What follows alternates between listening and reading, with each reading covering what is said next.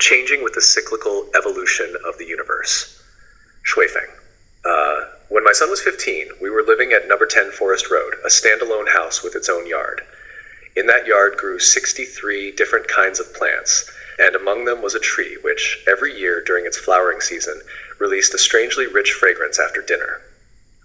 The scent filled the entire courtyard, drifted into the dining room, living room, and bedrooms, slipped into our nostrils, and then permeated our organs and our mind, making us feel intoxicated and transcendent. One evening after dinner, my son and I wandered into the yard and arrived beneath this fairy-like tree. I still do not know its name. There, I began one of my usual teachings. What follows is what I said to him that night. My son, from the time you were 3 years old, your father has been nagging you about the principles of being a human being. For years, every Wednesday night has been our father-son discussion time. Your father is not capable of giving you abundant material wealth. What I can give you is the bit of wisdom I inherited from your great-grandmother and grandfather, as well as some of the traditional virtues of the Chinese people. For over 3 years, every Sunday I have taken you to the Jehovah's Witnesses church to listen to their teachings, so you might understand what is missing in Chinese culture. From here on, you must rely on your own comprehension. Read books that are not books, like this tree. This tree itself is a book. Let us read it together. My son asked, Dad, how do you read a tree?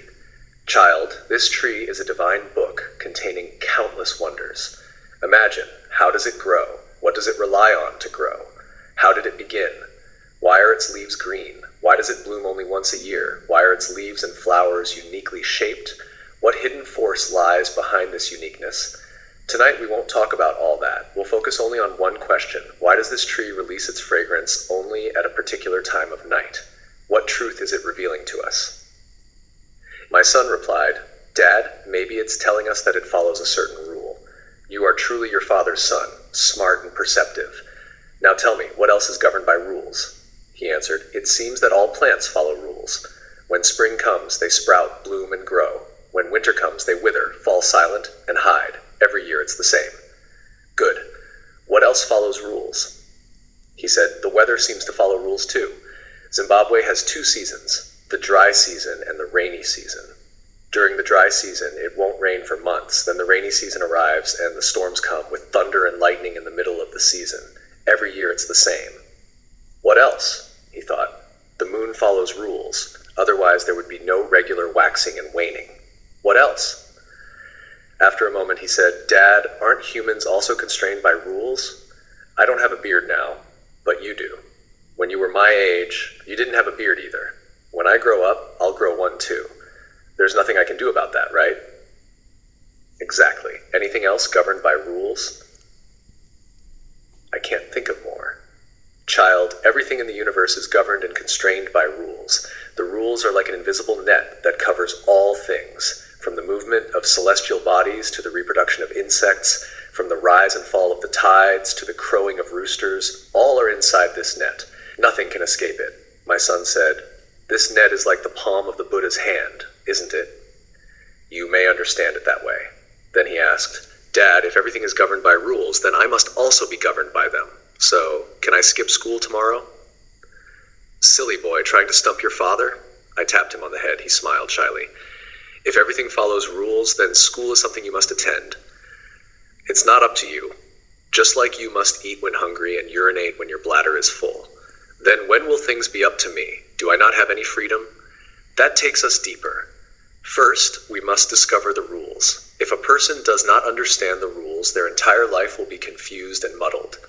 Everyone thinks they are acting according to their own will, but in fact, they are simply following preset programs, whether it's Jesus, Shakyamuni, Hitler, or Mao Zedong. My son frowned. Dad, the more you explain, the more confused I feel. Child, discovering rules is one thing, following them is another. Once you understand the rules of the 4 seasons, you must consider how to adapt to them. When winter is coming, you must think about how to survive it, prepare warm clothes, ensure the heating works, and so on. Farmers must follow seasonal rules if they want a good harvest, preparing seeds, tools, fertilizer, sowing at the right time, watering, weeding, fertilizing, harvesting. If they miss the season, there will be no harvest. Once you understand the rules, you can follow their cyclical changes, like the geese migrating north and south, a comet returning every 76 years, women's menstrual cycles, or the periodic turbulence of societies. When you grasp the cycles of rules, you know what to seek in life and what not to seek. My son asked, "But Dad, didn't you say everything is not up to us? Then how can what I seek or don't seek be up to me?" That depends on whether we understand the rules and their cycles. If we are ignorant of them, then nothing is up to us, just like a mouse must dig holes and a bee must gather nectar. But if we do understand the rules and their cyclic evolution, then we gain freedom. The more rules we master, the freer we become. "Dad," he asked, "how many rules exist in the universe?" "Child, the rules of the universe are endless, as boundless as the waters of the sea." He sighed. "Dad, with so many rules, how could we ever find them all? We have to eat, study, work, and sleep. There's not enough time." "Child, if you say it's difficult, it is difficult. If you say it's simple, it is simple. I have a secret. With it, you can remain at ease amid all the countless changes. If you were placed in a place where you couldn't tell heaven from earth, up from down, how would you find your way out? And if the universe undergoes a great transformation every 5,000 years, how could we pass through it safely?" My son looked at me with confusion. "Dad, the universe is unfathomable, and so are you, but it's already past 10. I have school tomorrow. May I go to sleep now?" "Child, school is important. Let's stop here for tonight." I touched his head again. He smiled shyly, just like before.